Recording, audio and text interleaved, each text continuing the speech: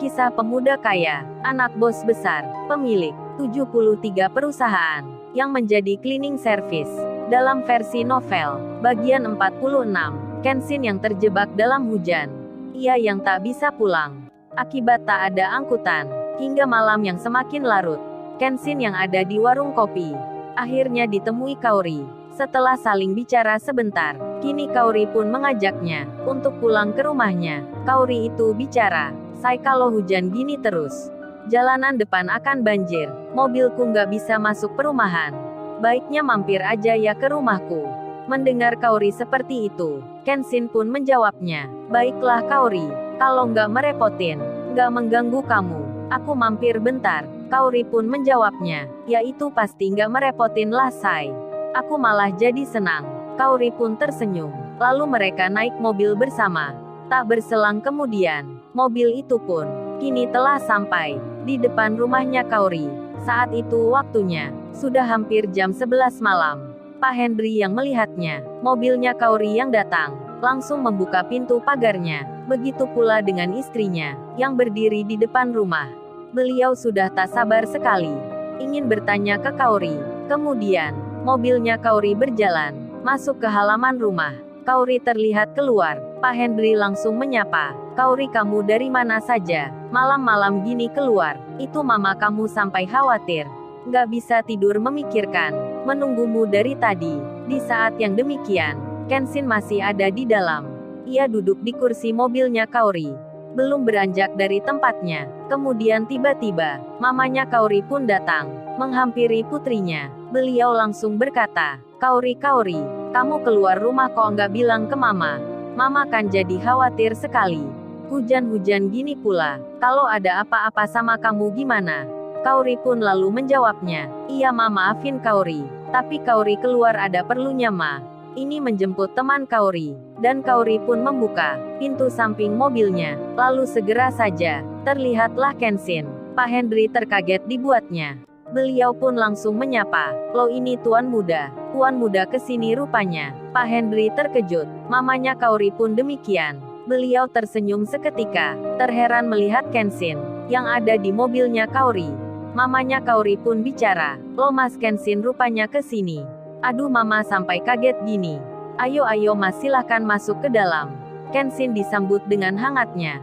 Padahal di waktu yang kemarin, ia sangat diacuhkan. Apalagi jika datangnya di waktu malam gini, pasti akan diusir. Namun karena ayah dan mamanya Kaori, yang kini sudah mengetahui akan siapa Kenshin, mengetahui pula sikapnya, pemuda yang baik hati. Bahkan, diketahui juga, Kenshin yang anaknya bos besar, yang punya banyak perusahaan, masih mau bekerja, menjadi cleaning service. Kini, kedua orang tua Kaori itu pun sangat hormat sekali, merasa segan ke Kenshin, bahkan menjadi senang. Kenshin bertamu ke rumahnya, meskipun sudah malam. Kemudian Kenshin, yang mendapat sambutan hangat, ia pun jadi tak enak hati.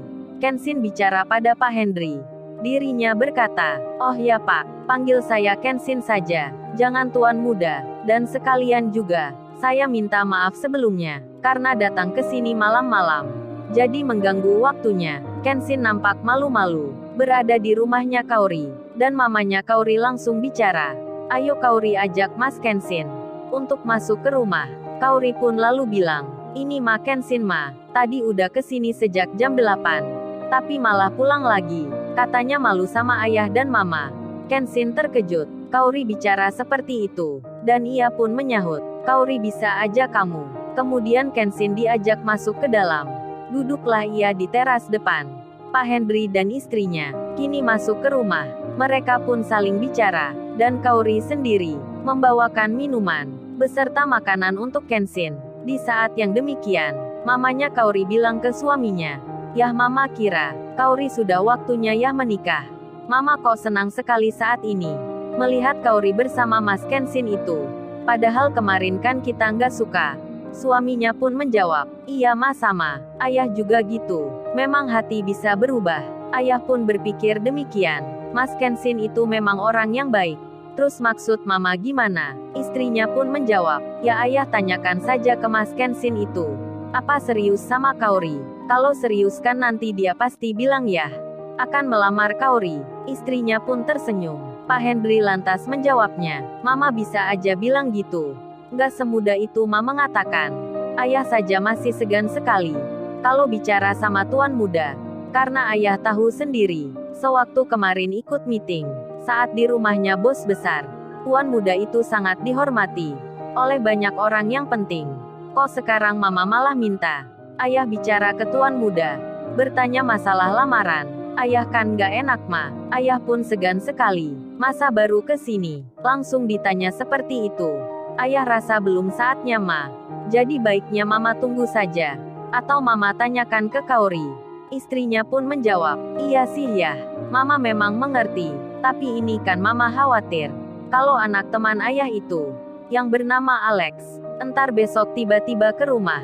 Lalu mau melamar Kaori. Kita mesti jawab apa ya?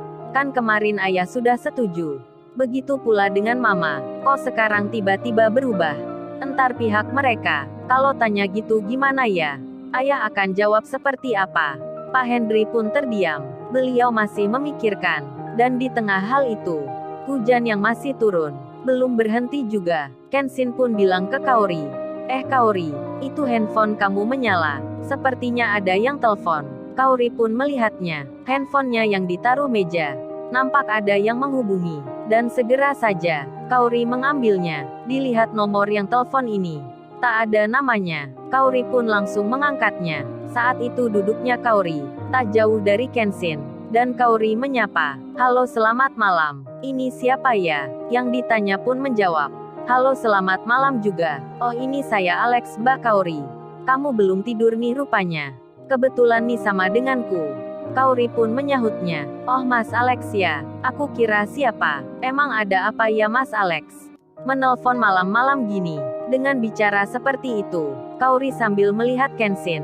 Kenshin pun sama, mendengar dan melihat Kaori, yang lagi bicara di telepon. Dan si Alex itu menjawab. Oh ini cuman pingin saja Mbak Kaori. Ingin bicara dengan mbaknya. Boleh kan aku nggak mengganggu? Kaori pun mendengar hal itu. Ia pun merasa tak enak hati. Kalau sebenarnya, tak ingin menerima teleponnya. Dan Kaori bertanya, oh ya Mas Alex. Mas Alex mau bicara apa ya? Si Alex pun menjawabnya, oh ini Mbak Kaori. Apa boleh ya kalau besok? Mbak Kaori yang berangkat kerja dan pulangnya. Saya antar dan jemput. Kaori terkejut mendengar hal itu. Sampai ia mengulang kalimat tersebut. Apa Mas Alex bilang? Mau jemput aku kerja, dan mengantarkan berangkatnya. Terima kasih ya sebelumnya, tapi saya jadi nggak enak Mas Alex.